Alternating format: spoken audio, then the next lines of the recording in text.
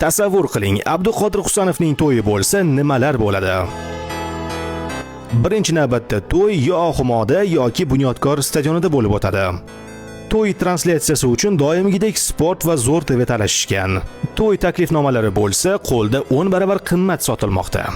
To'yni ustoz Xayrulla Hamidov o'zining she'rlari bilan ochib beradi. Bo'lib ham bu kecha e'zoz uchrashuv. Kuyov to'ralikka bo'lsa Abbosbek Fayzullayev. Albatta, davrani Bunyodkorda uni asosiyga olmagan murabbiy ochib beradi. Bilardim uning zo'r bo'lib ketishini. Ko'zlari yonib turardi. To'yga kelgan Holland, Rodri va Son davrani hech kimga bermay raqsda qizdiradi.